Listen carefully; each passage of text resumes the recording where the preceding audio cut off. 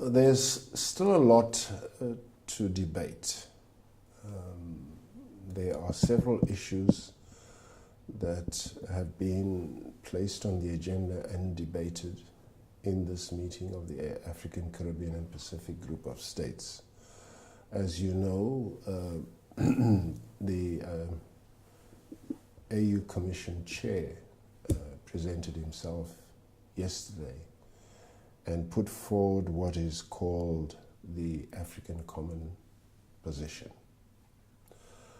And that position says that the AU and the EU will conduct their own negotiations that will lead to an agreement that seeks to define a relationship between the European Union and the African Union as a whole. This has, to some extent, created a bit of consternation amongst ACP members, but bear in mind there is also a Caribbean common position and a Pacific common position. But behind those two positions there was, in their minds, an understanding that the ACP would still continue post-Cotonou. Post-Cotonou will come about in February of 2020, which is when the Cotonou agreement falls away. And that is when the European Union had announced last year already that their funding of the ACP would stop. And so we've been engaged on this matter since the EU made its announcement. And so that is what made this week's meeting of the ACP so crucial and important for all the member states, regardless of which geographic region you came from. So there's a strong view emerging from within the ACP that the ACP should seek, as a body, seek to redefine its relationship with the European Union, seek a more just and equitable order, and seek new forms of solidarity and cooperation. And with that in mind, the Secretariat and the President of the ACP invited Madame Brigitte Khadebe, who made a presentation on the benefits of beneficiation. And in her presentation, she sought to set out how we could work together. You need to bear in mind that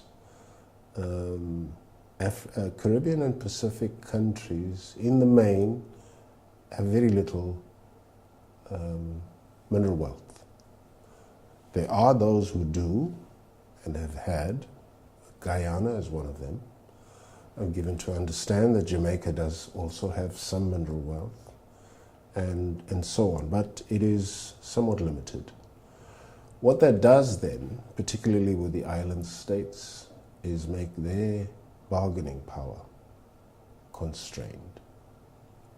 So with that in mind, they felt or hoped that the African Union would stand by them.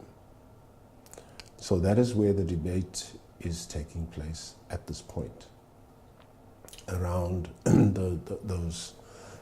that situation. And so Madame Brigitte Khadebe then set out, by way of a PowerPoint presentation, to explain how even an island state, cooperating with countries that have mineral wealth, using beneficiation and the appropriate legislation and the establishment or setting out of special economic zones, could benefit one another within the ACP. And then once that happens, obviously then you're in a stronger position to negotiate with anybody else. She made us very proud as South Africans in her presentation and we've said as much to her. She has proposed to the ACP that going forward, because that was the question that was posed, we've listened to you, we've heard what you've said, we like what you say. Where to from here? She said, fine. Then I'll sit down with the Secretariat, Secretary General, and perhaps the next time around we can have a workshop, which then explains and examines in detail how all this can work as it has worked in South Africa. That was the point she made. Now, she does in a conversation with us South Africans, she does make the point that we too haven't optimally maximized the benefits of all this. We've actually failed. And so we would need to look at where our shortcomings have been. I understand that some of our previous ministers of mineral resources, notwithstanding the provisions of the legislation that is there, have failed to hold mining companies to account. So, a mining company, the law says, mining company is allowed to dig for the minerals. And if that mining company then says, I'm taking this mineral to Europe, the relevant minister can say, no, you're not. You are going to process that mineral here in South Africa. And if you're concerned about the whole question of taxation, which is important, then we will create a special economic zone where you can set up manufacturing plants, factories, and process this mineral. That way, South Africans to whom the mineral wealth belongs will benefit. That hasn't happened to the extent she would like. And that's coming from her, that's saying a lot. Be that as it may, she says to the ACP members, now, this is how we've done it in South Africa. She says she does not see why, for example, South Africa can't say, when we manufacture BMWs, we can't say Ethiopia, who has one of the continent's foremost leading leather industries.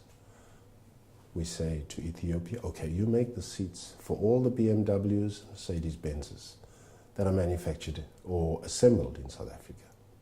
Similarly, we take another country in the Caribbean region and say, why don't you do all the nuts and bolts for these Mercs and BMWs?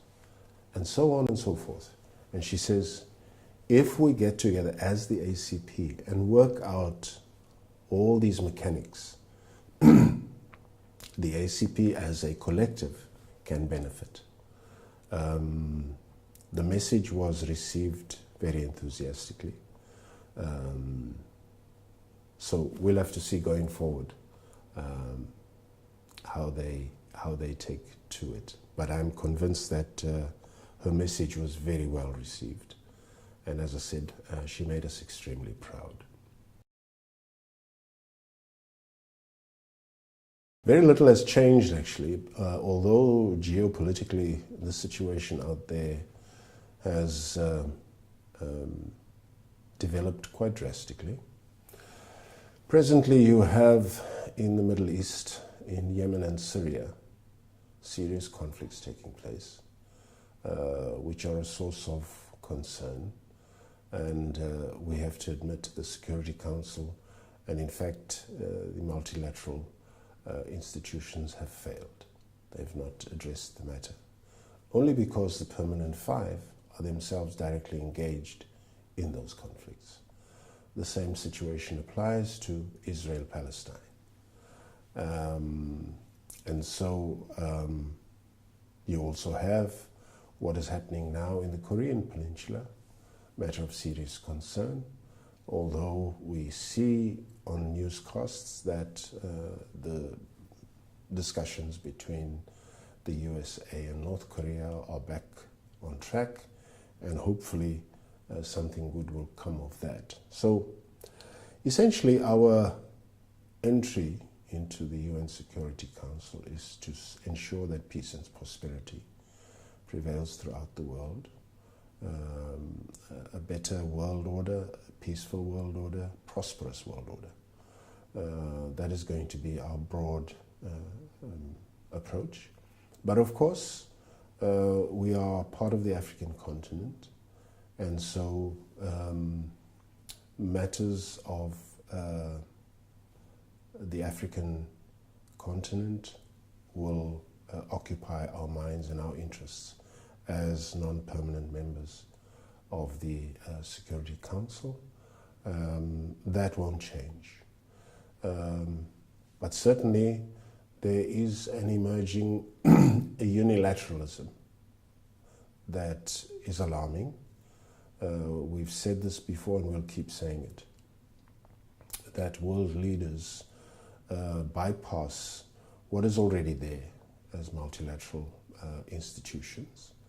This point was made by no less a person than the head of the United Nations Human Rights Council in Geneva, who said that when the UN Security Council fails to resolve a matter, they take it and lob it to Geneva and say to Geneva, okay, you go ahead and resolve that problem. And he said that's not why the Human Rights Council was created. The Security Council is perfectly